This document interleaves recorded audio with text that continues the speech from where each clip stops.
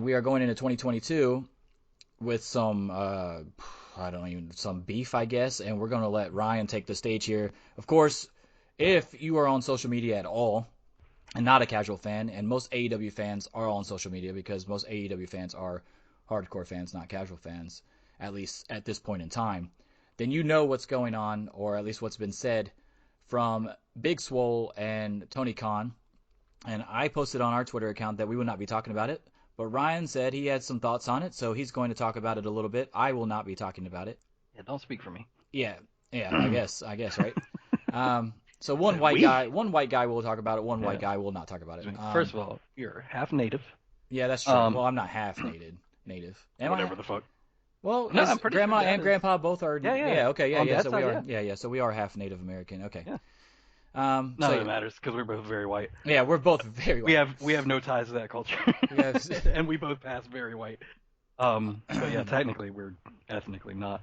But no.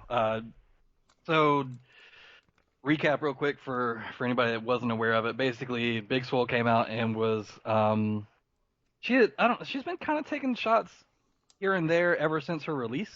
This is not the first time that she said something. Essentially, But would you say that they were passive aggressive shots? They were very passive aggressive, and then this last one crossed the line into aggressive aggressive. And I feel like at that point, if you are Tony Khan, you kind of have to say something. But you can't just keep letting this person shit on everything. And yes, because the truth is, she's trying to make it into I wasn't getting the opportunities that I should have gotten because I'm a black woman or whatever. And if she feels like that, great. But in the context of the rest of the company, that just doesn't make sense. I mean, it just doesn't. The second women's champion ever is a half black trans woman. Okay, like the half of the first tag team champions ever was Scorpio Sky. Powerhouse Hobbs has come out and said that he feels like he's been put in like really high profile positions in his time there, and the stuff with Punk and with Cage and Christian and Brian technically, the Hangman stuff. Like he's basically said, I hear what she's saying, but it doesn't match the reality of the situation. Now, I think. I mean, could we say that everybody's situation is not the same though? Her situation might be different. If that's the case, then it has nothing to do with her being black. Like, period. If everybody's situation isn't the same, which is an obvious thing to say, of course everybody's isn't the same. Then it's not based on her race. Like I just said, you've had several champions, and like honestly, and it looks like Cargill's probably going to be the first TBS champion too, which sort of seemed like it was going to be that way from the start to me. I don't know how you feel about that. No, she was definitely going to win. Soho. I think she was definitely going to win, but now it looks like if she does win, that maybe TK did it on purpose to make a dig at Swole just because of what he said. All he had to do was not say what he said in that tweet, bro. That one line, all he had to do was wait until after. Wrestler? Yeah. Okay, no, well, he didn't really say she was a subpar wrestler. What he said was that he didn't think that she was growing at the same pace as everybody else enough to keep her around. At least that's what I took the sentence as. As an owner, I still don't feel like you should be saying that on a public forum like that, especially on Twitter of all places. I feel like after Swole came out, you contact Swole. Like, of course, we know Leo Rush is not on TK sign right now. No, he is actually. Okay, so Leo Rush came out and made some tweets like fucking all caps mad. Apologize, whatever. Yeah. He's come out with something since and said, no, I went and talked to them. We're on the same page. Like, everything's like, I had like a really productive conversation with him. He said, I don't consider it to be a diversity issue. At no point have I thought that AEW or Tony is racist. Issue at hand was a sensitivity issue. Yes, like that's my issue with it is you're putting all these people through sensitivity training when they mess up, like a Sammy Guevara or a Max Caster, but then you come out and say something like that as an owner.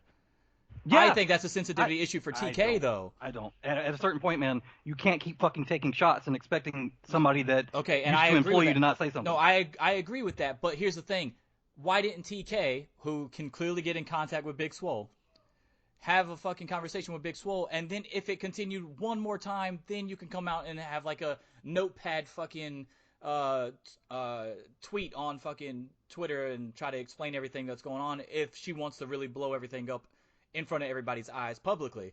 What I think is he jumped the gun too much.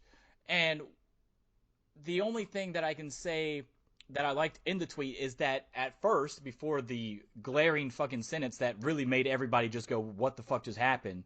Because that's literally what set this whole thing off. Are you talking about the I let Swole's contract expire because I felt her wrestling wasn't good enough? Correct. I don't have a problem with that. But how can you say her wrestling's not good enough when she's still better than half your roster? Look at their roster, bro. I don't think she is. I do. I do. Okay, so I don't know if you've been watching Dark and Elevation yes, recently. I watch it every fucking week. Okay, well then you can't tell me that Big Swole is not better than half their roster, half their women's roster. I would fucking hope so. How long has she been around? Okay, but I can't. Why are you saying that in a sentence though? That's clearly wrong. What do you mean?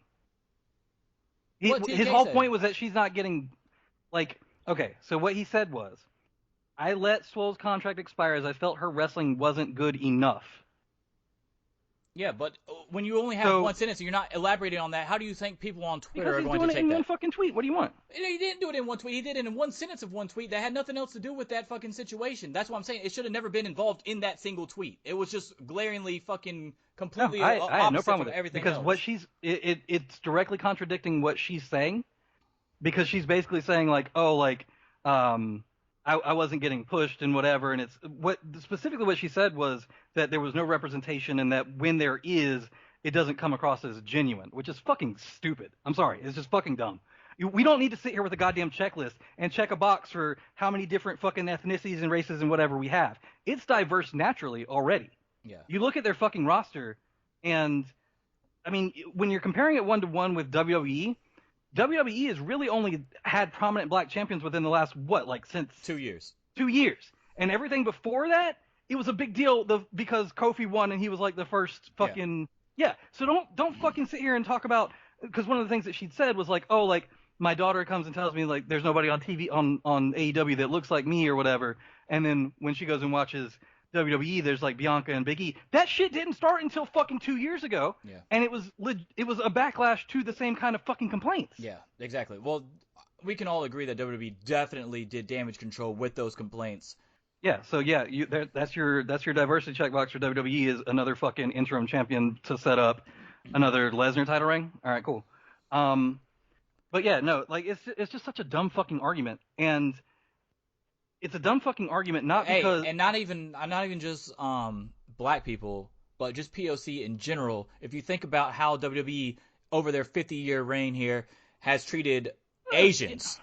Yeah. And now just recently started taking Asians seriously when they hired Asuka and Shinsuke Nakamura. Yeah. And pretty much it. And that's pretty much literally the start. And I guess you could say Bull Nakano, as they've treated her with respect as far as a wrestler, but not her gimmick, I don't think. She was still the evil foreigner type deal.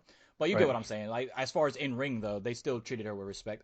The funniest fucking thing to me in response to Tony's tweet was all the people being like, oh, this white man's out here. Man's middle name is fucking Rafiq. Yeah. He's Pakistani. Yeah. What are you talking about? Who's the other person he mentioned that was also brown? So that's Mega, or I think is her name. She's And don't forget the Captain Sean Dean also came out and said he works backstage in a prominent role as well. Senior Vice President and Chief Legal Officer. Yeah, he's talent relations kind of guy for the the extras on Dark and Elevation. So I mean he's in a prominent like producer type role too. So it's just the whole fucking thing to me. Yeah, I'm white, so I can't really say. I mean, I'm going to say this, but it's not going to mean anything when I say it. I don't feel like their representation is forced or not genuine. I don't either. And I do feel like WWE's is. Yeah, or at least was when it started. Yeah. Now it feels more natural, but it's because they actually like have started way more booking than one them in person. that way, Yeah, and then people are like, oh fuck, like these guys are actually really good. I want to see more of them. Yeah.